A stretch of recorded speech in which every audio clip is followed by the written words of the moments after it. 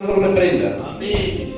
Y se encuentra en Ezequiel 28:16 y dice así: a causa de la multitud de tus contrataciones fuiste llenos de iniquidad y pecaste, por lo que yo te eché del monte de Dios y te arrojé de entre las piedras de fuego, oh querubín protector. Sabemos entonces que era un querubín, pero a mí me llama la atención algo que le añade un adjetivo: oh querubín protector. ¿Qué es lo que protegía este querubín allí en el cielo? Esto es una pregunta, hermanos, que se la han hecho muchos estudiosos de la palabra del Señor y muchos teólogos y eruditos de la palabra del Señor. ¿Qué es lo que guardaba este ser en el cielo? Porque él no fue hecho un demonio, ni tampoco fue hecho un adversario. Él fue hecho un querubín. Y dice la palabra del Señor claramente, lo dice el mismo Cristo, que en sus ángeles ven el rostro de Dios. Por lo tanto, estuvo muy cerca de Dios. Pero ahora vamos a ver qué es lo que protegía este ser en el cielo.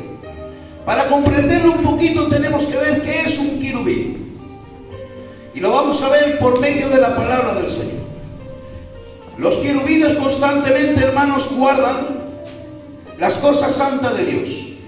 Cuando Adán y Eva pecan en el huerto del Edén y son expulsados, se ponen querubines guardando el paso para que estos no retrocedan y coman del árbol de la vida. Guardaban el camino. Cuando se construyó el arca del tabernáculo, se pusieron dos querubines formando una sola pieza en la cubierta del propiciatorio, dispuesto cara a cara, uno a cada extremo, cubriendo con sus alas. Éxodo 25, 18 al 20. El arca, hermanos, tenía una tapa. Vamos a imaginar que esto era la tapa del arca. A cada extremo había un querubín, aquí uno y aquí otro. Y con sus alas hacían una sola pieza y se chocaban una ala con la otra. Y el arca, ¿sabe lo que significaba? Significaba la gloria y la santidad de Dios. Por lo tanto, hermanos, una vez más vemos que guardaban la santidad de Dios en el arca dentro del tabernáculo. Dice la palabra del Señor en Levíticos 16:2: la gloria de Dios se manifiesta entre los querubines. Son numerosos los pasajes que hacen alusión a la presencia de Jehová entre los querubines. Números 7:89, Salmos 4:4, Segunda de Samuel 6:2, Segunda de Reyes 19:15, Salmos 82, y así, hermanos, se dejan muchos versículos para no hacer caso. Había figuras de querubines bordadas sobre los tapices del tabernáculo, y también había querubines bordados en las cortinas del lugar santísimo. En el templo de Salomón tenían dos gigantescos querubines. Su estatura era de casi 5 metros y la envergadura del arco formado por las dos alas era de unos 10 metros. Estos querubines de madera de olivo estaban cubiertas de oro. Primera de Reyes 6, 23 al 28. Había querubines además de palmeras y flores abiertas esculpidas alrededor de los muros del templo. Dice en Ezequiel 1, 26 al 28, los querubines eran portadores del trono de Jehová. Y en Salmos 18:10 dice: y cabalgó sobre un querubín y voló sobre las alas del viento. Vemos, hermanos, que los querubines son representativos, como que están rodeados y están guardando, protegiendo la santidad de Dios. Por lo tanto, hermanos míos, aunque la Biblia no lo dice y no lo podemos afirmar, muy probablemente Satanás, antes de ser Satanás, que significa adversario, muy probablemente tenía la función de proteger la santidad de Dios en el cielo. Es decir, posiblemente protegería que ninguna contaminación viniese procedente que contaminase el trono de Dios. Ya digo, hermanos, que no se puede afirmar como doctrina, pero lo dicen la mayoría de los comentaristas. Y con esto, hermanos míos, podemos ceñirnos a lo más exacto de la voluntad de la palabra del Señor. A mí, hermanos, si lees usted en la Biblia, van a encontrar que al diablo se le llama bajo muchos adjetivos. Pero a mí me interesó y lo busqué y lo escuadriñé, cómo le llamaba el mismo Cristo. ¿Cuáles son los adjetivos y los calificativos que utilizó el mismo Cristo para referirse al diablo? Es llamado por Cristo el príncipe de este mundo. Segundo, el Dios de este mundo. Tercero, lo declaró como un reino bien organizado. Y esto es cuando echa fuera un demonio y le dice, tú lo echas por fuera por el nombre de Belcebú. Y le dice el mismo Cristo, dice, si el diablo echa fuera al diablo, su reino está dividido, y un reino dividido no prevalece. Por lo tanto, de la boca del mismo Cristo salió la frase, es un reino bien organizado. Le llamó padre de mentira, el malo que quita la semilla de los corazones, y homicida desde el principio. Y una cosa, hermanos, que decimos constantemente mal, lo decimos todos y se salva quien pueda. Yo he visto en muchas ocasiones, cuando hay un poseído, te reprendo, Satanás, sal de este cuerpo, Satanás, te reprendo, Satanás, sal fuera en el nombre de Cristo. Aunque el Señor lo hace y lo echa fuera porque no lo hacemos con ese conocimiento pleno, está mal dicho, porque Satanás no posee los cuerpos. Eso, hermanos, lo hacen demonios de menor rango que por medio de la palabra del Señor lo vamos a ver luego. El diablo, que Dios lo reprenda, según la Biblia solo posee dos cuerpos de toda la Biblia. Uno ya lo hizo en el pasado y otro lo hará en el futuro. Y usted me va a decir, hermanos, dime cuáles son. Dice la palabra del Señor que cuando Cristo estaba comiendo en la última cena, Judas metió su mano y untó pan. Y dice la palabra del Señor textualmente, y cuando se lo echó a la boca, Satanás entró en él. Y ahora Satanás, hermanos, poseyó a Judas, y otra vez lo hará en el futuro, y esto lo hará por el anticristo, que será la mano derecha de Satanás.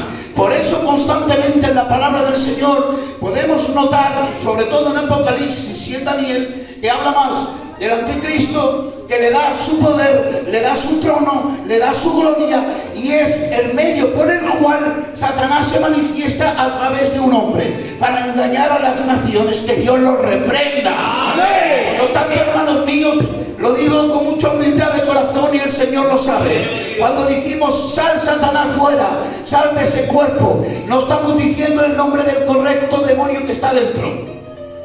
¿Por qué, hermanos? Porque tenemos que aprender de Cristo.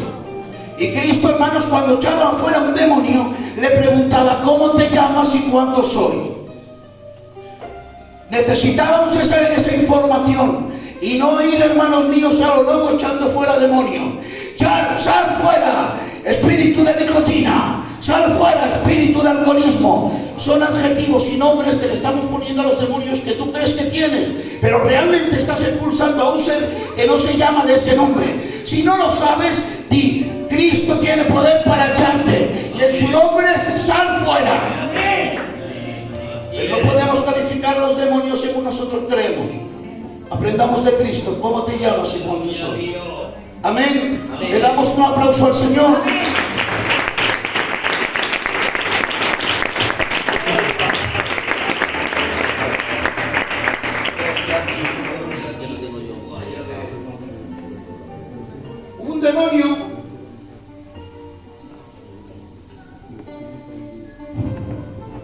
Un demonio que le dice el Señor, ¿cómo te llamas? Y le dice, me llamo Legión porque somos muchos. La palabra legión, hermanos, algunos predicadores han dicho que se refiere a una legión romana de 2.500 soldados, y otros dicen que se refiere a una legión romana de 6.000 soldados. Y yo, hermanos, estudiando y en concordancia con algunos teólogos, lo más exitoso de la palabra del Señor, aquí está hablando de una posesión de 6.000 demonios en un solo cuerpo. Y hablaba uno siendo el portador de todos. Qué bien se llevaban, 6.000 demonios en un cuerpo. Ninguno se peleaba. Podían estar juntos, 6.000 demonios en un cuerpo. Y yo, hermanos, me quedé parado pensando en esto, hermano. ¿Cómo puede ser que seres tan malos, seres tan malignos, que Dios los reprenda, que son malos y no pueden hacer el bien, puedan habitar 6.000 demonios en un cuerpo? Y ahora nosotros, hermanos, no hemos comprendido a veces la importancia de la unidad. Los demonios sí lo han comprendido, lo importante que es estar unidos. Por eso dice el mismo Cristo que un reino dividido no prevalece. Como ellos lo saben, están unidos, porque en eso está su fuerza. ¿Y cómo puede ser, hermanos, que ahora nosotros esa unidad, hermanos, a veces nos falta? A veces tenemos conflicto entre dos familias dentro de la iglesia, nos separamos y hacemos otra iglesia, y nos separamos y nos dividimos. Y yo digo, hermanos, si son demonios y han aprendido lo importante que es la unidad, ¿cuánto más tenemos que aprender que Cristo quiere la unidad en su iglesia? Dale un aplauso al Señor, amén.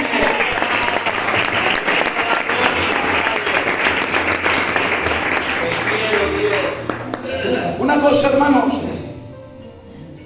cuando dice la palabra del Señor que cuando va a dar comienzo el reino milenial, que cuando Cristo baja con sus santos y gobierna durante 1000 años, dice la palabra del Señor que se ve a un ángel con una gran cadena. Y Satanás, la serpiente antigua, dice la palabra del Señor que es atado durante 1000 años. Una cadena para Satanás, pero ya no menciona más cadenas. Y con los otros demonios, ¿qué es lo que ha pasado? Solo se menciona una cadena y para un ser, un solo ángel. No menciona ángeles con cadenas atando demonios. Vale, si Satanás es atado en la serpiente antigua por un solo ángel, que dice la palabra del Señor, y una cadena, ¿qué es lo que pasa con los otros ángeles?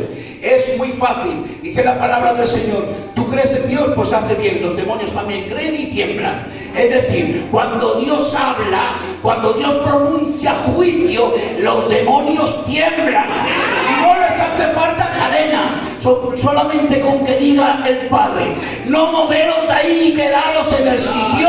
Los demonios quietos y no pueden hacer nada. La palabra de Dios es una cadena que ata a los demonios. Los que la han creído digan amén. Digan aleluya. A su nombre.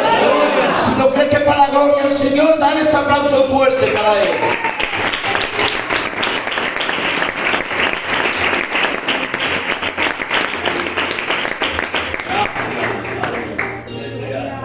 Hay una frase, hermanos, que decimos continuamente, y también está mal dicha. Decimos que Satanás arrastró la tercera parte de los ángeles del cielo. Realmente no hay ningún versículo que diga esto.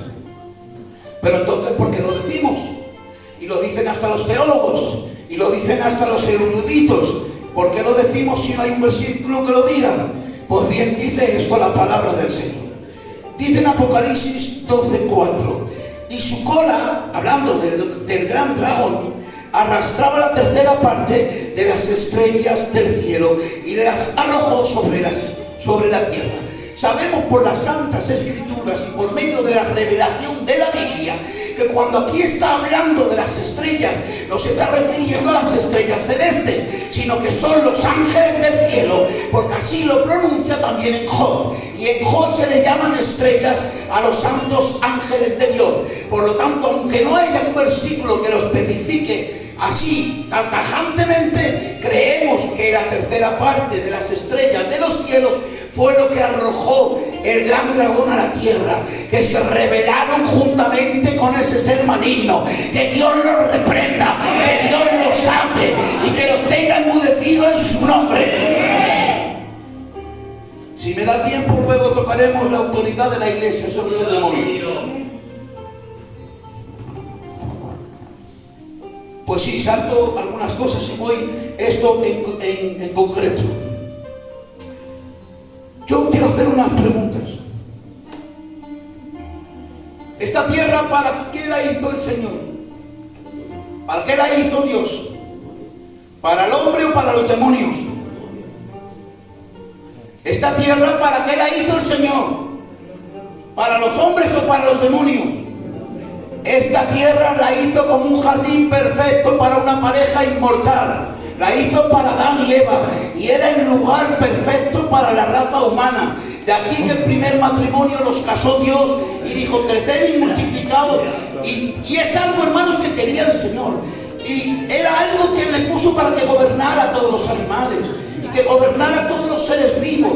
Y era algo que le proclamó un derecho para que el hombre gobernara sobre todas las criaturas y bestias que Dios había hecho. Por lo tanto, ahora sabemos que este mundo no fue creado para los demonios, fue hecho para los hombres. Entonces surge una pregunta, porque ahora dice la palabra del Señor que este mundo está gobernado bajo el maligno. ¿Qué es lo que sucedió? Para que algo que era para el hombre, Satanás se lo arrebatase. Lo vamos a ver por medio de la palabra santa del Señor. Y dice en Hebreos 2:14: así que por cuanto los hijos participaron de carne y sangre, él también, refiriéndose a Cristo, participó de lo mismo. Y dos frases que quiero que la iglesia se quede: para destruir por medio de la muerte el que tenía el imperio de la muerte, y este es el diablo.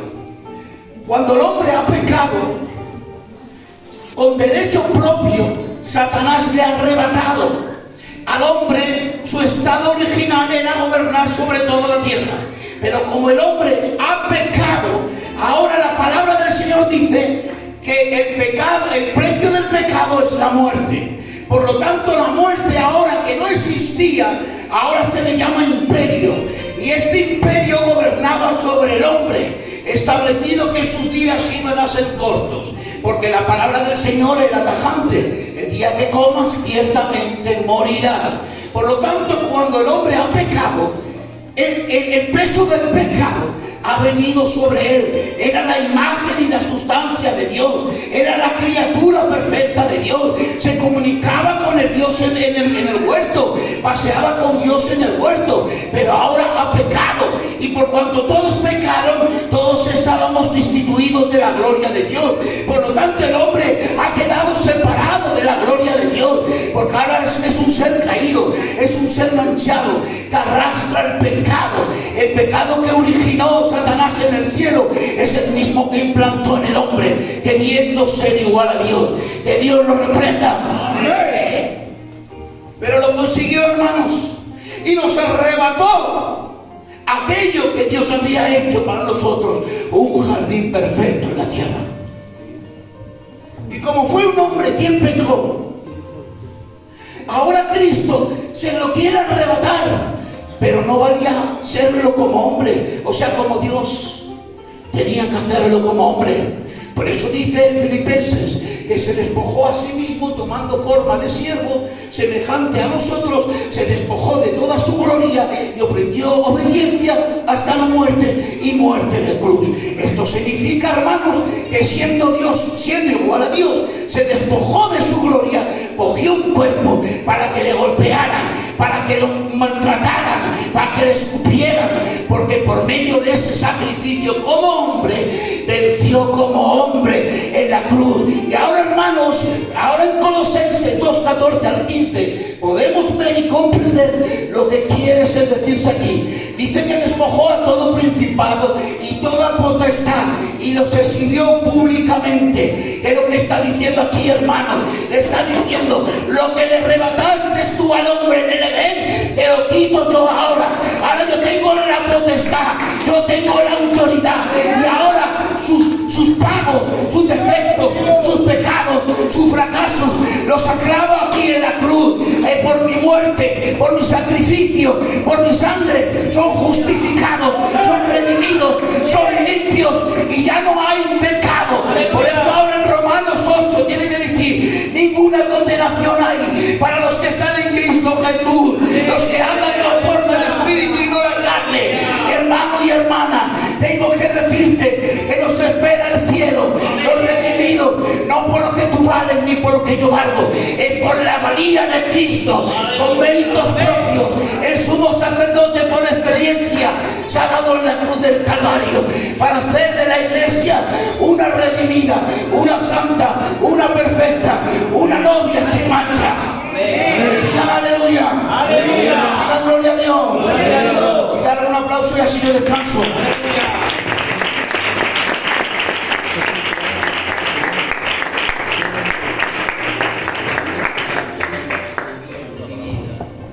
Lo arrebató el diablo. Claro que sí. Pero llegó Cristo y dice, ya no te va a dejar. Por eso Cristo, por eso Dios dicta un juicio en el huerto del Edén. De su simiente nacerá uno que te pisará la cabeza. De su simiente.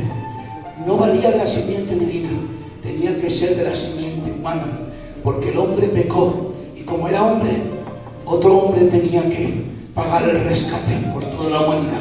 Porque decirme algo, hermanos, es justo que un hombre que yo no conocí, Adán, que yo no estaba allí, la condenación de él se me venga a mí. No es justo. Porque yo no tuve la oportunidad de decir, Señor, yo no peco por amor a tu nombre. No era justo que por un hombre que yo no estaba allí, yo herede ese pecado. No es justo. Lo justo sería que si por un hombre hemos caído todos, lo justo sería que si un hombre es justo, toda su justicia pasase a la humanidad. Y esto es lo que ha pasado, hermanos míos. Nació Abraham y cayó. Nació Moisés y pecó. Nació David y pecó. Nadie podía pagar el rescate. Solamente hubo uno, el Verbo de Dios, que se hizo carne. Vivió como hombre, murió como hombre y venció a Satanás como hombre. Y le pisó la cabeza en la cruz del Calvario como hombre. Y ahora tengo que decirte algo y glóriate con esto. Nos espera la recompensa en el cielo. Y el diablo en el infierno. Los demonios pecaron y no hubo un redentor para ellos. Yo he pecado, tengo mi falta, mis errores, mi caída. Pero ¿sabes qué? La sangre de Cristo me sigue perdonando, me sigue limpiando, me sigue renovando. Y tengo que decirte algo, con tropiezos, fallos y fracasos, yo me quiero ir al cielo, yo no me quedo aquí. Los que se quieran ir al cielo pueden levantar su mano y griten un fuerte amén. ¡Fuerte aleluya! ¡A su nombre! Si estás de acuerdo conmigo, di amén. Para el Padre, para el Hijo y para el Espíritu Santo de Dios. ¡Fuerte amén! A Dios toda la gloria, el tuya y el poder. Padre mío, los beneficios. ¿Saben, hermanos? Hay otro versículo que lo decimos mal. Lo decimos mal porque está en la Biblia y dice que este género no sale si no es con oración y ayuno. Este género no sale ni con oración ni ayuno, no está en los manuscritos originales. Pero entonces, ¿por qué está? Resulta, hermanos, que habían escribas. Los escribas eran porque no habían imprentas como ahora.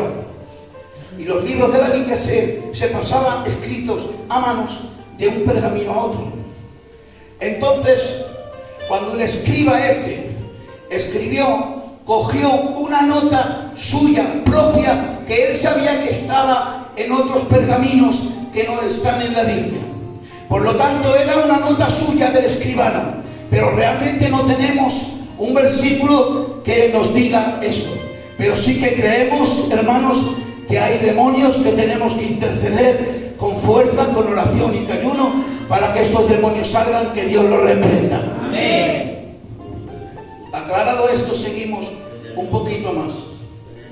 ¿Estáis bien, hermanos? Amén. Amén. ¿Sigo o para Amén. Amén. ¿Sigo?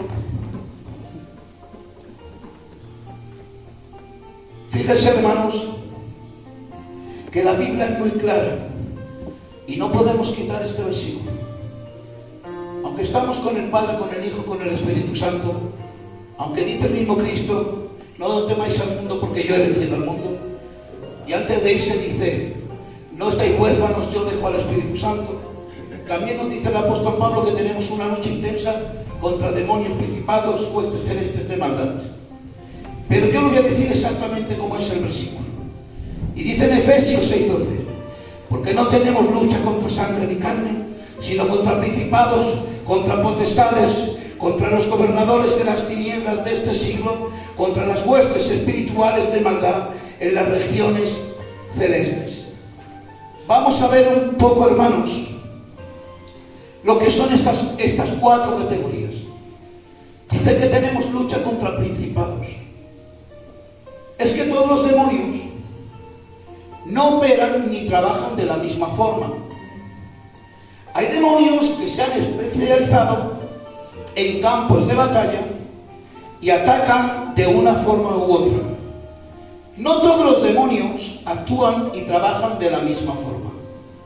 Por eso, que lo veremos más adelante, dice que cuando un demonio es sacado de un cuerpo, va andando por lugares secos intentando hallar reposo. Y no hallándolo, dice: volveré a mi casa de donde salí. Y llaman a otro que son más fuertes, y dice la palabra del Señor textualmente: son 7 peores que él.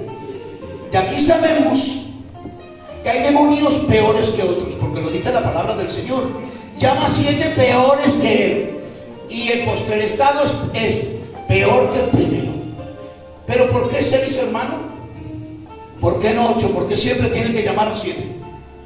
Porque la palabra griega aquí para el número 7 quiere decir perfección.